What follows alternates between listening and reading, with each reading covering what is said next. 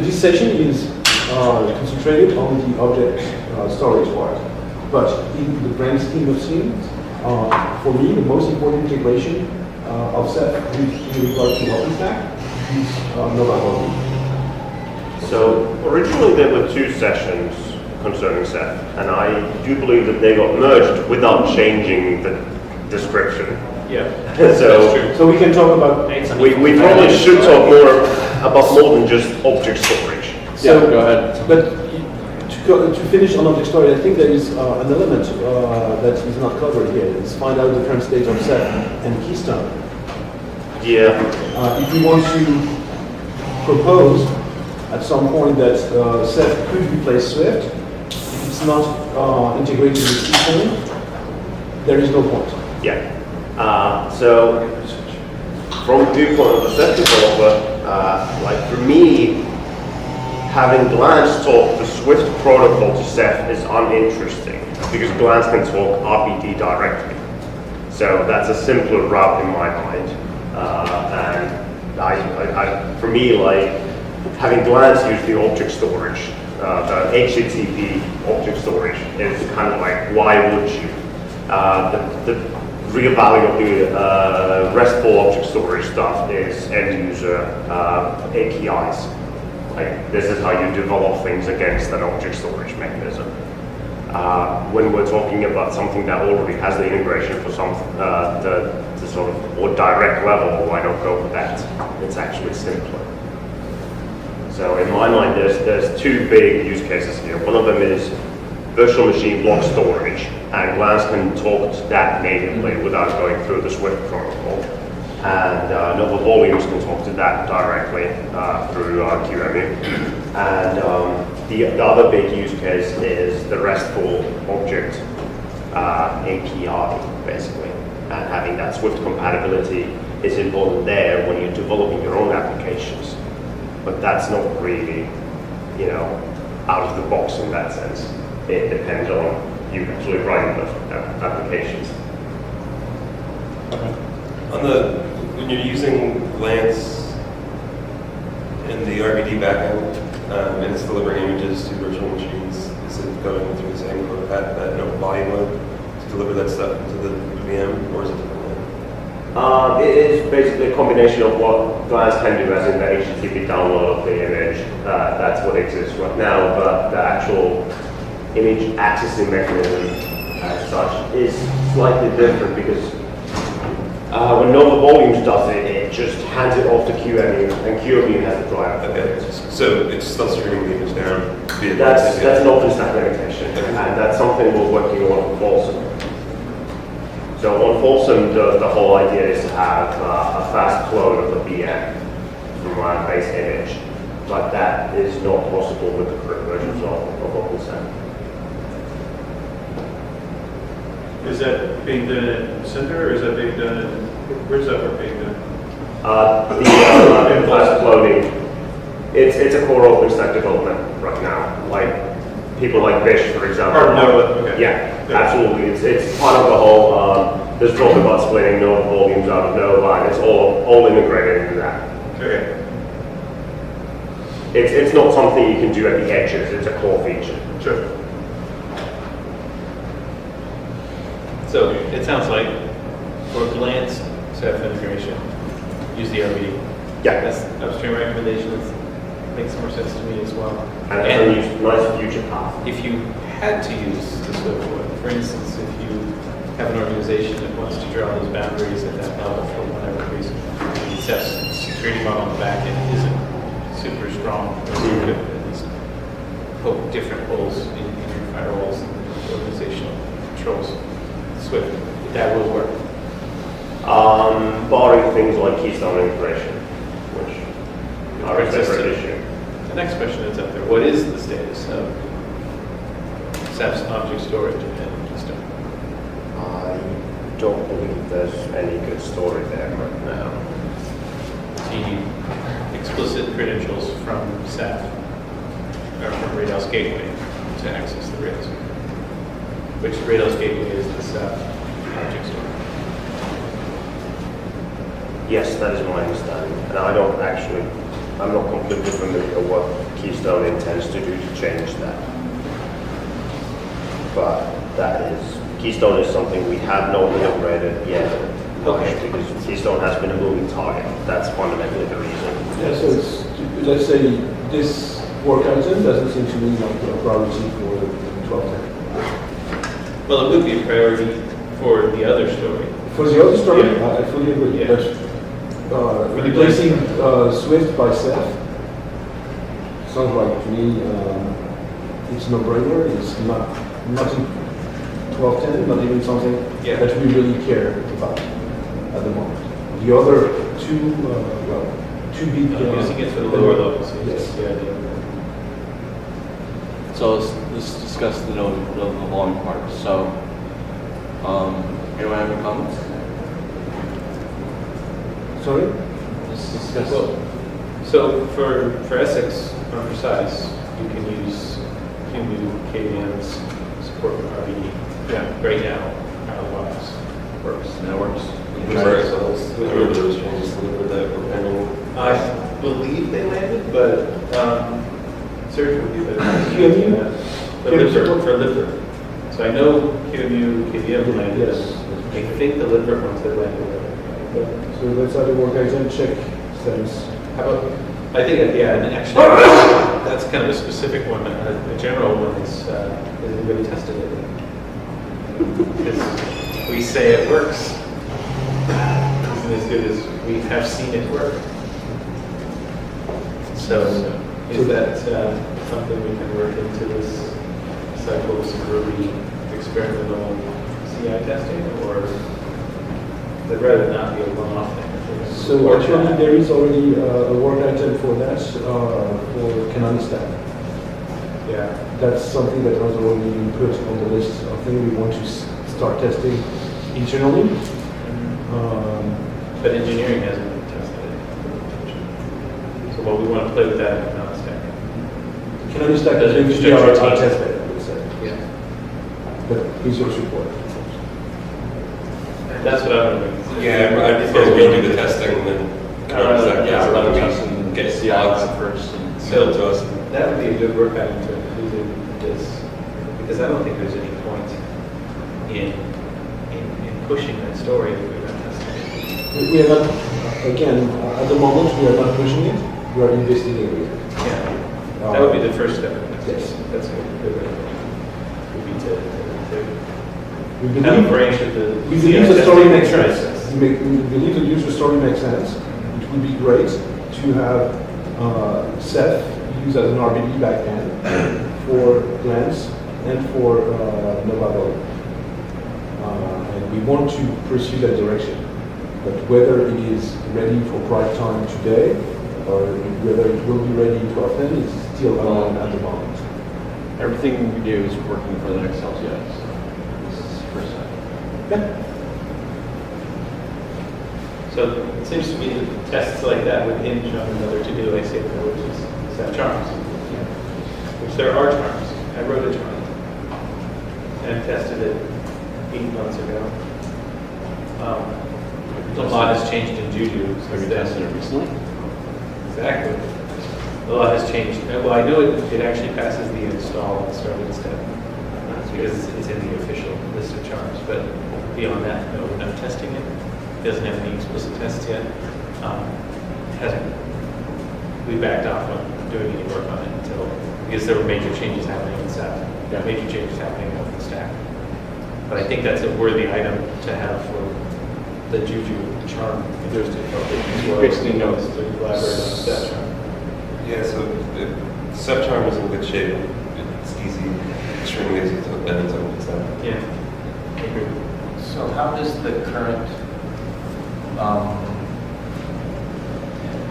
Nova volume support for Ceph work? You mentioned download an image. That's how Openstack works if you're using. And then it like on the local instance, it just So- points to Ceph locally? So here's the thing, OpenStack doesn't do remote volumes well. Right, and I understand that. You can right. do that. And so Cinder and So there's- that's all targeted at. I'm just interested in understanding how it works right now. Right now, there's two As it is. completely separate use cases and there is no connection between those. One of them is copying an image from from Glance into the local disk and running it from there. Now, Glance can use Ceph for storage, but it's still copied to the local disk. That's the sort of the original use case. Kind of point. Then there's the remote volume use case, and OpenStack has no integration for creating new remote volumes nicely. So if you create a new volume, mount it to an existing VM, make a fast, debootstrap, so on, if you do all of that work manually, then you can unmount it and boot a new VM off of that. But there is nothing in OpenStack to help you make the new remote volume. Okay, so And until we that's actually all- have some good support out of Cinder or Nova Volume, really the Glance storing it in a Ceph backend is almost completely uninteresting to me. I'm sure that you can spit data out, and Yeah. Glance can spit data out.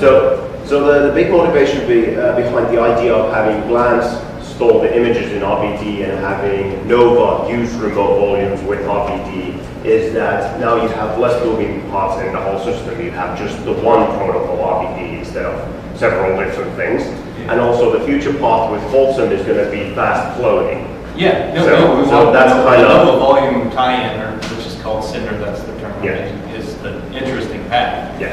The other, There's, I It guess makes the sense. point that Tommy was getting at, and I agree with this, is that they don't work awesome together, but they both work the same way. And so you can use a single storage Yeah. pool to serve images. yeah. And if you've already got Ceph up and running, and I'm fine, I'm perfectly fine with that. And you have infinite. But it's just, but we already have a perfectly well-working, that is less interesting. What's the Remote volume, alternative to gotcha. using a video device? So there are one alternative which is the default we use right now, which is iSCSI. For Glance? Or for Glance. Swift or local files. Swift or local files. Swift local files, or there. Okay. Or HTTP. Or HTTP readable. But there's lots of others. S3. Too many options make mistakes. Okay. From that list, I mean, what Ceph does well is just sort of high availability, having a cluster of storage instead of having a single, for example, a nice fuzzy appliance that is proprietary and will catch fire one day. Every single piece of file will catch fire at some point. And sometimes the kernel will tell you. So what I'm getting is that we need to test what we have now, see what works, and fix it, then start doing new things. So test, charm. Which is kind of the same. Well, Really, it's you can start testing. Charm that does. Yeah. Charm is testing the same fact. But yeah, I would say the Ceph charms need immediate attention. And tests, automated tests should be built. So it's more of an update in the right to charm because we've already. It may be rewrite. So upstream has changed significantly Yeah. just now. Right. Because I'm working on the same stuff right now, and I'm kind of working on, I don't need to work around any ugliness, I can fix it. That's the big difference. So can we count you as part of the team working on this work? Absolutely. And are you interested in helping us make this charm rock? Yeah. For me, the charm itself is a really small bit of the functionality. So most of the challenges, and things that the charm is on top of. But it's a proof point. Yeah. And I happen to be in the same city, I know and that. we've planned for months now for me to go and collaborate with them, so we'll do. It's been Maybe. Do you have people working on the Cinder portion? Like, Yes. actually actively? We're not putting resources into OpenStack development in general. We're putting resources into as it pertains to remote block devices.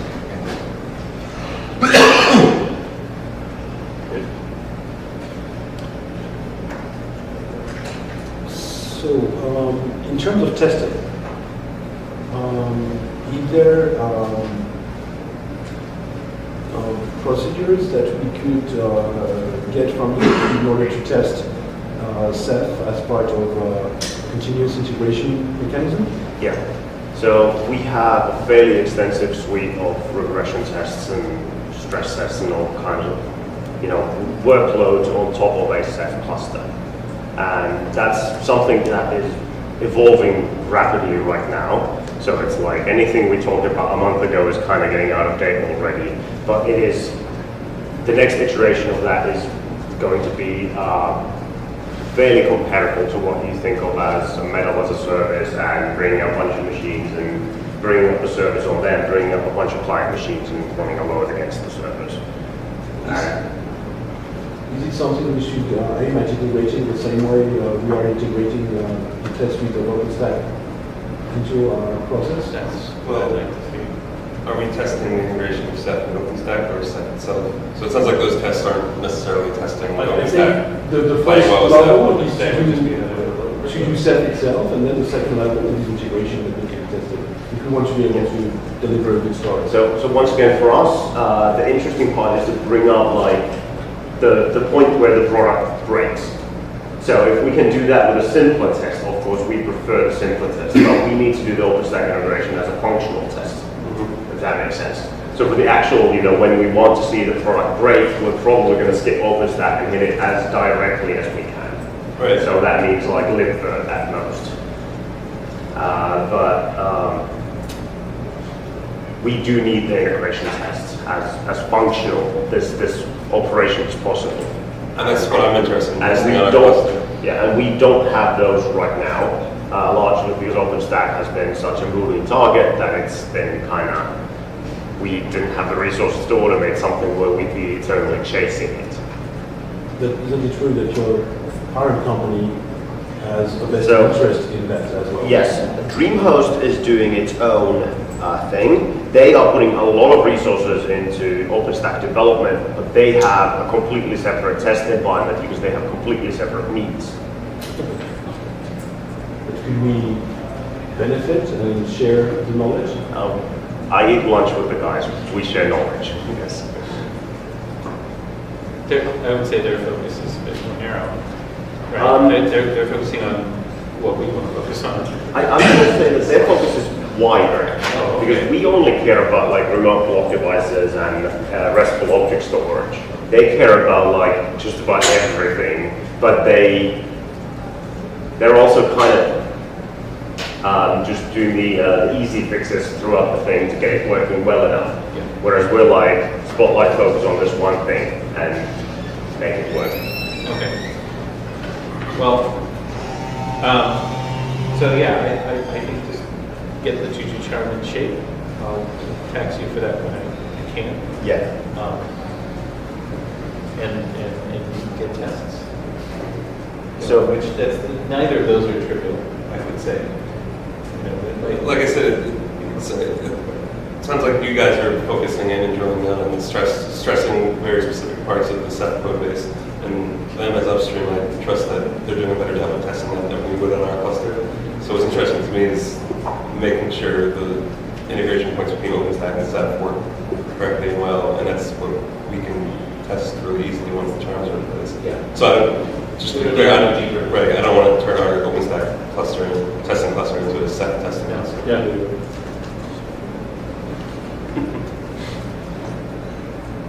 XFS or ButterFS? Loaded question. Yes. So I believe from our discussion 2 weeks ago, XFS is currently what we recommend, but ButterFS is okay to use as. So right now, if I have to give you a single answer, it is XFS. If I can give you a more complex answer, it is they have different failures. XFS tends to be more of a sort of a steam train that goes at a steady pace. ButterFS goes fast and slow and fast and slow and fast and slow. So it kind of does depend on what you're using it, like how you are using it. Right now, XFS is the simple answer. This is literally something where they do this. They top each other all the time. The safe choice, if we were to propose a default choice to Ubuntu users, is XFS. Yes, right now, yes. Sounds like that's an aspect worth testing at the distro level. Like, we since we're testing integration, it's probably worth having our CI tests do both and record those Copy calls. option. John. And just to catch the errors of both, because Yeah. they're both essentially in a race for who's more stable. Yeah. We'd like to know what the trade-offs are. And the great thing about Ceph is that we are talking about replicated storage, so if the underlying storage breaks on one server, we can hope that the same bug will not occur on the other two. It becomes about Ideal would be that, but the reality is that file system problems tend to be hangs, and hangs are a little bit more annoying sometimes. Yeah. So, yeah. That's right. So what we see with, for example, ButterFS right now is 40 seconds of good performance and then a slowdown. So that's a typical experience with like, when you start pushing a lot of load on it, it works really well for a moment and then not. And they kind of both have like, we're literally looking at like block traces of XFS behavior and like, why is it doing all these seeks? That's every day. Neither one of those options is amazing right now, but that's just the state of the Linux kernel and the file systems in it. Like, you push it hard enough and it still has issues after all these years. And that is how difficult the problem is. Do you support having heterogeneous, the setup with half XFS nodes and half Yes. ButterFS nodes? And you can change on the fly. So that you can monitor which ones fail. We actually did that 3 ways: ButterFS, XFS, X4. And Just go JFS. the end result was, yes, they failed. So Right now, XFS is the thing to do. I think we should record that. But that's also a question of like, if we're talking about like, 12.10, how much kernel development has happened along the way to 12.10? Is the situation different? Like, we will be evaluating it practically monthly based on what's the latest kernel. So, do I recall correctly, test both, current pref is at XFS? Yeah, Yeah. test both, ensure XFS works. But if they, what we should do is, that's all.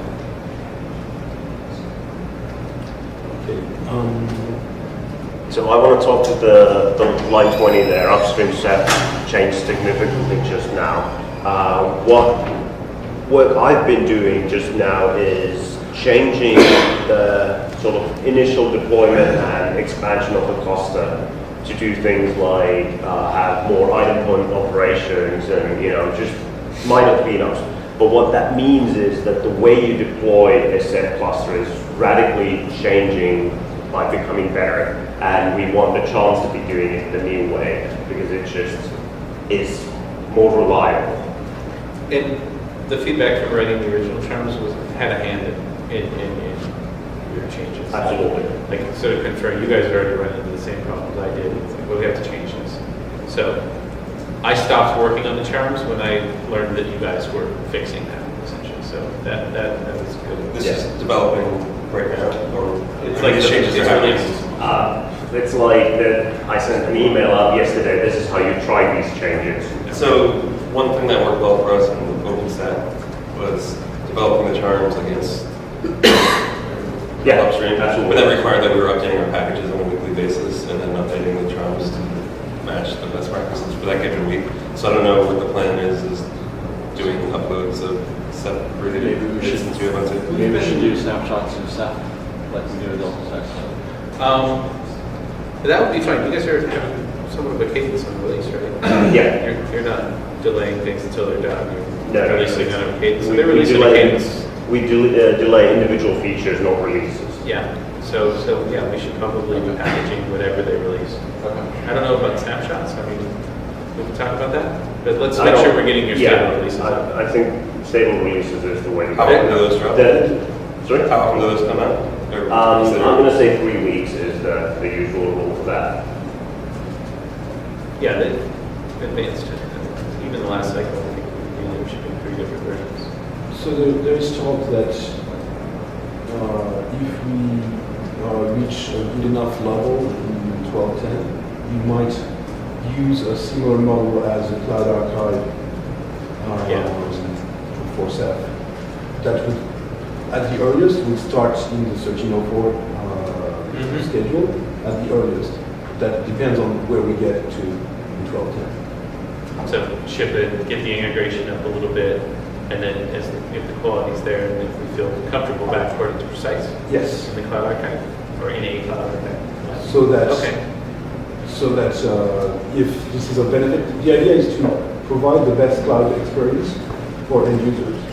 And end users don't like to use anything but the LTS from what we've done Yeah. as the host of the cloud.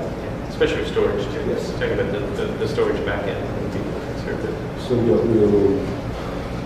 do the backporting as soon as we think that the stabilization is there. Is there anything we need to focus on to make sure that we get our ducks in a row for the next cycle? It seems like we're kind of doing the right stuff for that now. I think It looks getting the like we have latest captured release. the right work items. For me, the ultimate proof point is Canonistack guys telling me, hey, I've deployed it, people are using it, it's stable. Yeah. Can you, somebody record a work item to ensure latest Ceph ships in beta 2? Essentially, we want to make sure, you know, as long as we're doing compatible things that happen, that we ship the latest one in 12.10. So we're doing OpenStack backporting to 12.4. Are we going to do Ceph backporting? It's possible. It depends on how the integration. If we reach a level where we're confident, then we'll use the same mechanism. It won't be the same archive, Right. but we'll use the same principle as the cloud archive we just announced. Which that aligns well with Charms as well. Charms have a nice mechanism for jumping on board with that kind of thing. And we've also been discussing 2 weeks ago your release planning. And you seem that you're maintaining a stable release as well. Yes. So that conversation is actually still open on our side, like what are we exactly going to do? So input is welcome. But we realize that the product is in 1204 LTS. That's going to mean that people are going to be reporting bugs based on that version. But we are really interested in pushing it forward in features and new things. So there's going to be that, and there's going to be a trade-off point where people don't want to run the latest release. They want a stable branch that is somewhere in between 1204 LTS, like what went in that originally and what is the current latest release. So we're going to have to find a nice midway point that has enough new features to be interesting, but not too many, and call that stable. And that's going to happen. We also, Ceph is narrowly focused enough that we can look at just using Ubuntu backports, just precise backports, to get that stable stuff to the users. Yeah, so once you guys say yes, that's the stable one. We might look at that now, because there's no special magic Well, to do it's that. not right enough, but I'm afraid that features are going to be added, so SRU. Not necessarily backports. Backwards. So, Yeah, backwards. Sorry, I heard SRU. I think we should actually investigate doing that this cycle, because as you said, there's things coming down the pipe that we probably want to get to precise users before 13.04. So that's another thing I think we could put on as an action item, is to I honestly backport this out into precise. I don't understand the behavior of backports versus the cloud archive well enough to. Yeah, we've had this conversation. Let me kind of put it this way. I fear that we will have several different levels of like how, what is the trade-off between stability versus all the latest features. And different customers are going to have like different So let wishes. me explain you the difference between backport and cloud archive. Cloud archive, people can say, hey, when Folsom is released, hey, I want to migrate to Folsom, and they will be migrated to Folsom, without any risk that when G of OpenStack is released, Folsom is being replaced. However, if we place something in backport, somebody has linked to backport, as soon as we replace it with the next release in backport, you will get this new release of automatically. Yes. So there is no way for someone to make sure it is stabilizing on the new Backwards is the latest track. Yeah. So And my focus on wanting to do that is not to make that the solution, it's to get it out to users of precise, because I don't feel that very many people will be excited about testing Ceph on quantum, essentially. Like, they're not going to install Quantum just to test Ceph, they're going to say, I'll just wait till 14.04. And we don't want that. We want them to say, well, I'm all rolled out on Precise. I'd really like to try Ceph. And then that is a nice segue into a cloud archive-like situation for Ceph. But that's an intermediate measure until we get a cloud archive. Yeah. Because And it's once we get it's really easy to do. Yeah. I mean, we can make sure that we can do a no source change backport. We only have to test KVM method or nothing else depends on number of RBD or anything else in Ceph. So it's a low impact change that we can make we can then have a story for people to test it on Precise. So is there any reason that backports is better than a well-defined normal PPA for that? It's available without any discovery. trustability as well. Yeah. People may feel People don't care about that. Production deployments do enough testing. We have people installing the dev from our repository. Yeah, exactly. That would almost, that's the other alternative to PKA2 is just Now, the reality is that we're going to be hosting our repositories just because that's how we feed our QA cycle. Yeah. So it's a question of do we copy the source to Ubuntu and let Ubuntu rebuild it in something that has more recognizability, more trust. Yeah. Is there architecture-specific code in Ceph? When we run this on ARM, are we going to run it in Quantum? So you guys already done that? You may discover NDN response, but those are parts. So I say maybe forget that I said that. We'll send it to the students.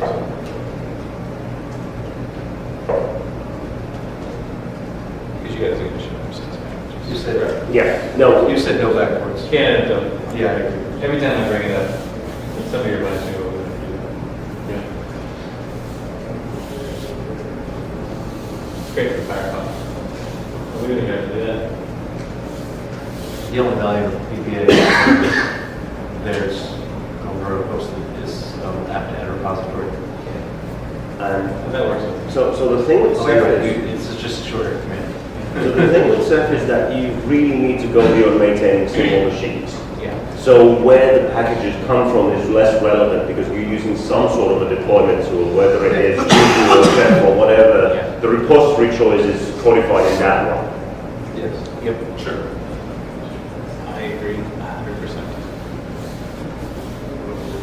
No enhancing a common start.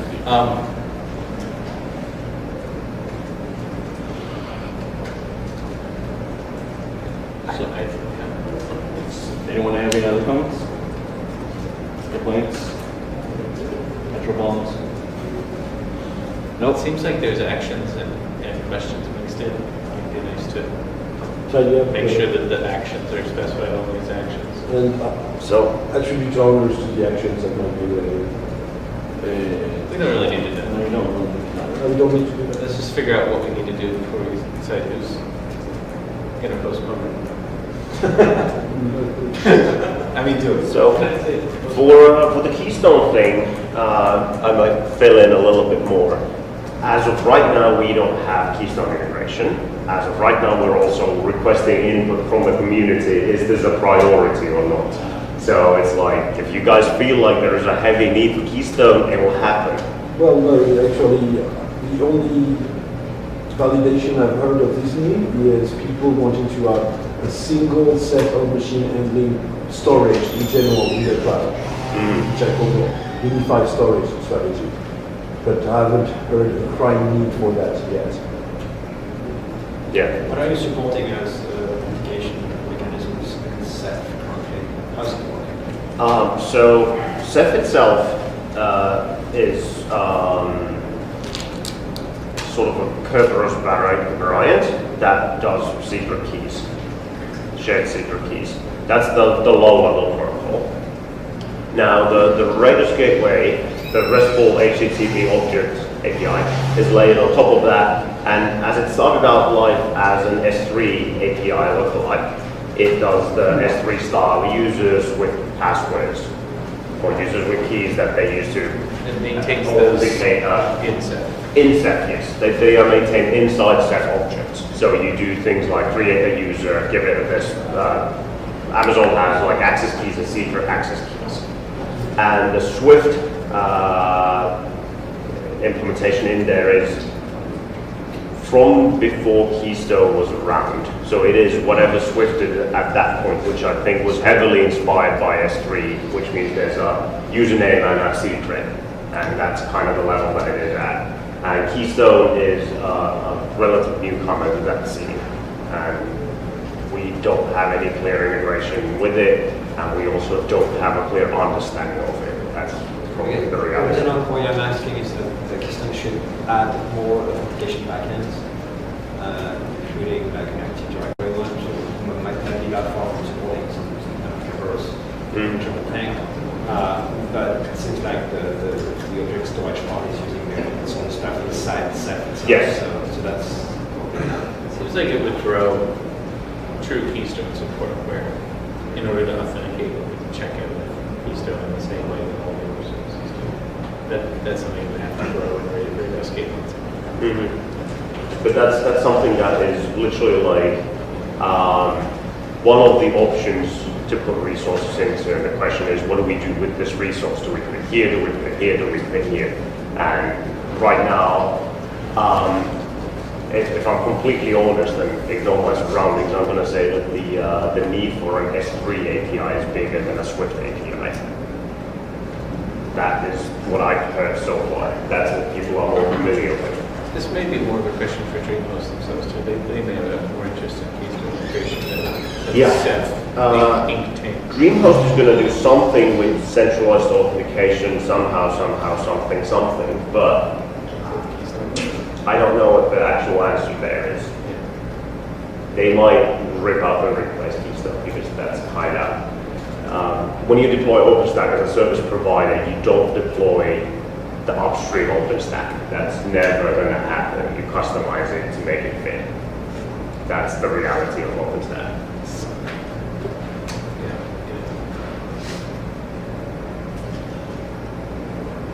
So apologies, I walked in rather late, but I really wanted to. I was in another session. session. 2 minutes. It's okay, I get it. Is that the only thing you bought for this session? Yes. Yeah. Okay. That's what Um, I was going to talk just. So, what do we expect to see this cycle for Ceph and Openstack integration? Basically, OpenStack Folsom is changing how OpenStack does remote volumes, Yep. and we're kind of the instigators of that change. Like literally, this started out with me talking to a bunch of people about this is not good enough for us. We could do so much better. You're being the slow punk here, and we're kind of getting people along that ride. There's a lot of like third-party vendor interest, like somebody has an iSCSI appliance and they go, oh, we can do that same feature. So now we have a mutual interest of having these certain behaviors in OpenStack. And I think the best summary is to make remote volumes a first-class citizen.